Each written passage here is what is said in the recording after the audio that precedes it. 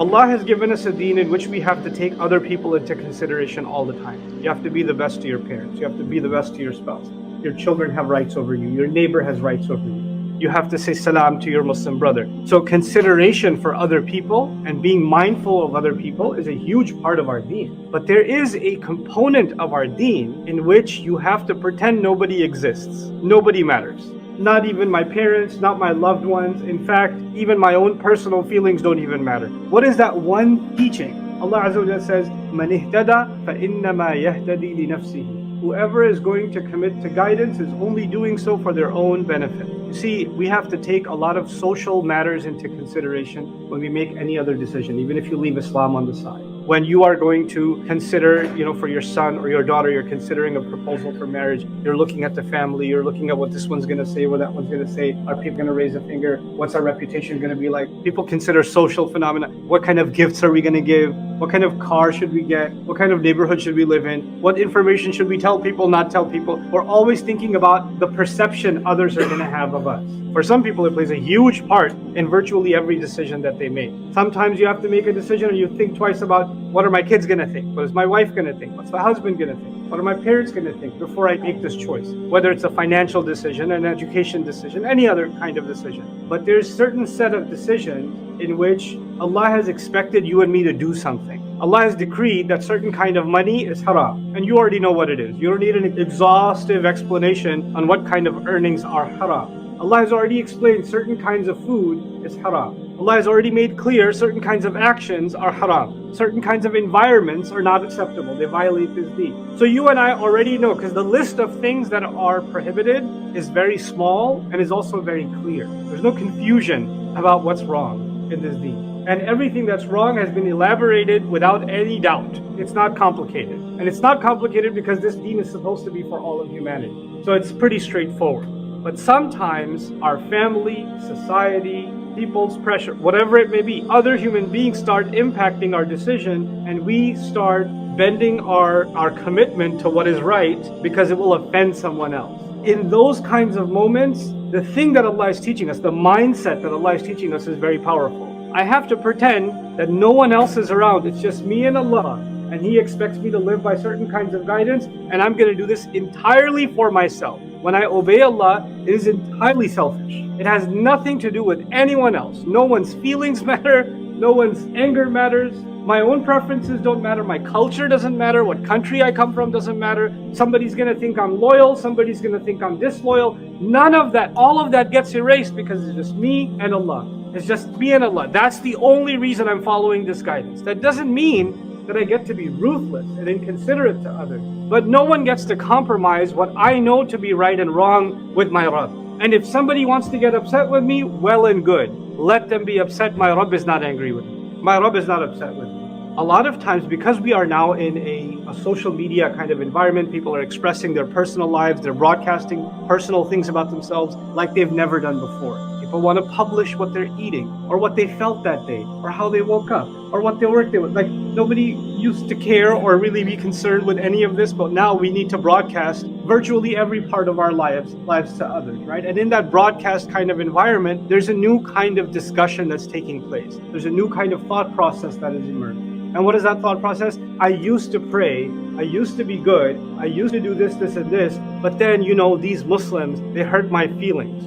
Or this community, they did this to me. Or these people talk to me in this way. And I don't want anything to do with these people. That's why I don't pray anymore. Or that's why I don't want to be anywhere around these people anymore. These people who act like they obey Allah, these women that are wearing hijab, and these people that have big long beards, I've seen what they're really like. I know what kind of criminals they are in business, and I know the kinds of cruelties they do in their family. They're a bunch of hypocrites. I don't want to even look like them. I don't want to be like them. I don't want to be associated with them. That's why I distance myself from any such practice that makes me look like I'm one of them. I belong in their gang. I don't want anything to do with them. I'm so turned off by their hypocrisy. I'm so turned off by their ignorance, that I just want to disassociate myself with them. You see, in this thought process, there's a fundamental problem. You can hate somebody all you want. You can even have valid criticisms of people that pretend to be religious. All of that's fine. And in many cases, I might even agree with you. But that's not the point. Anything that our deen tells us, that Allah tells you to do, if somebody else made you feel good, or somebody else made you feel bad, it has nothing to do with you and your Rabb. Nothing. من اهتدى فإنما يهتدي لنفسه. Whoever followed and committed themselves to guidance did so for their own self. No one else can be a part of your decision process. No one else. No scars from anyone else, no trauma from anyone else, no hurt feelings from anyone else. They don't matter because that's your relationship with another human being. This ayah is telling us that when it comes to Allah's guidance, every decision that has to do with Allah's revelation has to be separated from what people say and do, for better or for worse, out of resentment or out of love. Doesn't matter. They don't get to be part of that equation. And then he says, وَمَنْ ضَلَّ فَإِنَّمَا يَضِلُّ عَلَيْهَا. He reinforces it because of that person. Because of my brother, that's why I drink. Because of my uncle, that's why I do this, and this. There's a because of someone else, I disobey Allah. See that thought process? You get to point at somebody else and then justify not your relationship with them, but you get to justify your messed up relationship with Allah. And Allah removes this from the equation. Somebody wronged you, that's valid. You know what's not valid? That you as a result get to disobey your Rabb. And if whoever wants to be misled that way, wants to hide behind that excuse, whoever wants to do that, what do you imagine is going to happen on Judgment Day? That you're going to come in front of Allah and say, Ya Allah, yeah, I know I had a drinking problem, but it's my cousin's fault. You know what he did to me. That's why I'm this way. It's his fault. It's her fault. It's my mom's fault. It's my aunt's fault. It's my friend's fault. It's my company's fault. They did this to me. They pushed me into this. You think Allah's going to just take your sin off of your head and put it on them? That's how Judgment Day works. وَمَنْ ضَلَّ فَإِنَّمَا يَضِلُّ عَلَيْهَا. And whoever has gone the wrong way, who's ever gone off the far end, they've only done so against their own selves.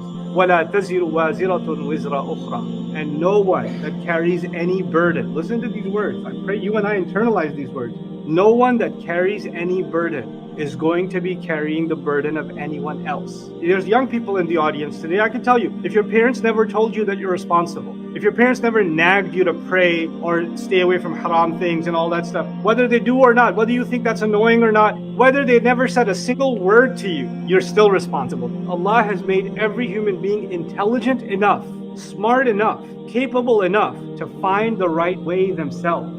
And when you're capable enough and smart enough, then you are held responsible. And what kind of hypocrisy is this? That the moment you turn 18, or even before, you want a driver's license. You're old enough and responsible enough to take other people's life in your hand on the road. You're responsible enough to stop at a red light and to not change lanes without looking, and all of that stuff, you're responsible enough. But when it comes to Allah's guidance, He's just a kid. He's just so young. So the idea that we get to blame society, blame the day and age, blame technology, blame other people, blame religious scholars, blame corruption, blame confusion, blame. And the only one you don't want to take responsibility for is yourself. This is the lie that Allah crushes.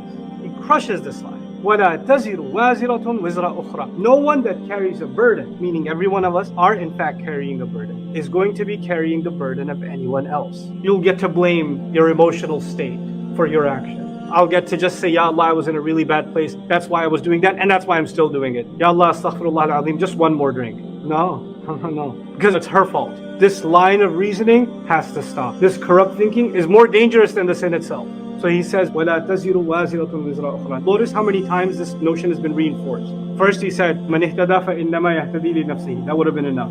Then he said, وَمَنْ ضَلَّ فَإِنَّمَا يَضِلُّ عَلَيْهَا. Whoever's lost, then they're lost on their own account. They're only losing to their own peril. That's a second reinforcement. Then وَلَا تَزِرُ وَازِرَةٌ وِزْرَ أُخْرَى. Nobody who's carrying a burden will carry anybody else's burden. A third reinforcement. Why is he reinforcing the same? By the way, the first statement means the same other two things. It's saying the same thing. If you really internalize the first statement, that your guidance depends on you, and you have to do so for your own benefit. Until you see that, then nothing else matters. That statement was enough. The other statements are reinforcement. Why does the Quran, full of wisdom, where there's no excess wording, why is it reinforcing so much? Because the thing that you and I overlook, the thing that I forget, that I tend to forget the most, Allah reinforces the most.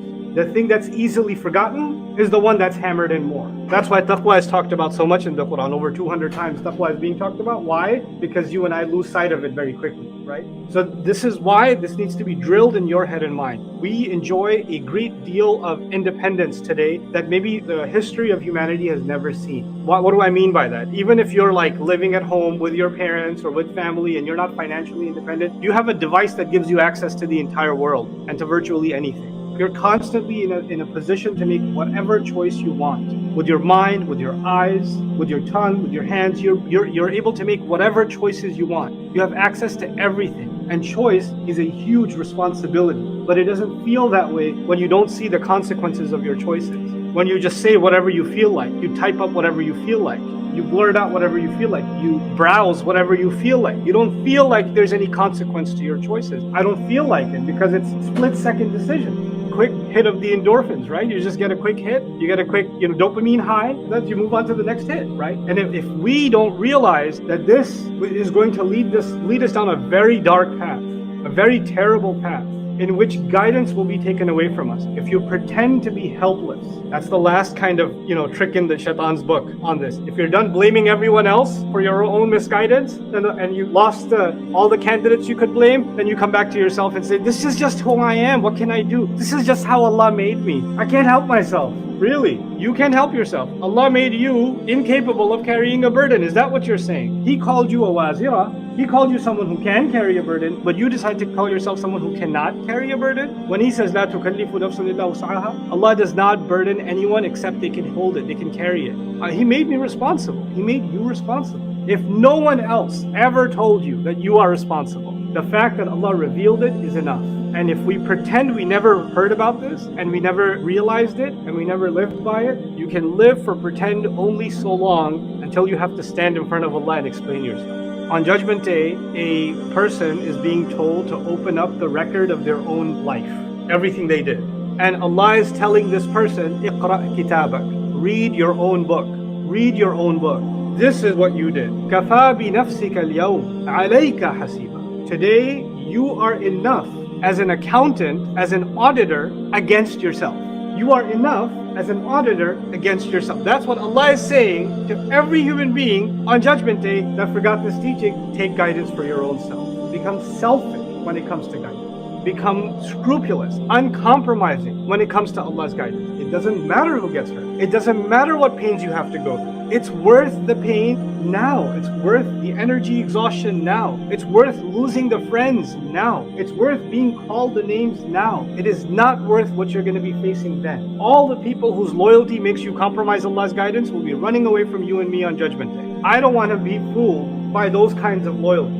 And all those people who I did not listen to, and I followed Allah's guidance, and they hated me for it, you might find that they're thanking me for it on Judgment Day. Thank you for not listening to me. Thank you for making me upset. Because if you hadn't done so, I would have been in deeper trouble. I would have been in deeper trouble. So I pray that Allah makes us deeply, internally, personally responsible. He removes from us the tendency to cast blame on everyone else for the way that we are before we put responsibility and blame on ourselves. And when we do blame ourselves, we don't become hopeless. We are still capable. We did not become paralyzed because of our past mistakes. We are still capable. If we were no good and there's no chance for you to redeem yourself, then there's no reason for Allah to keep you alive. There's no reason. The fact that you and I are breathing means Allah has given us an opportunity to redeem ourselves. The fact that we wake up this morning means Allah sees something good in us, the potential of good in us. Whether you want to realize it or not, or declare yourself doomed, that's up to you. That lie is only to your own peril. May Allah Azza wa Jal make us real with ourselves and those around us, and may Allah make our commitment to His guidance sincere and pure, and may Allah Azza wa Jal help us live a life that embodies this beautiful ayah of the Quran.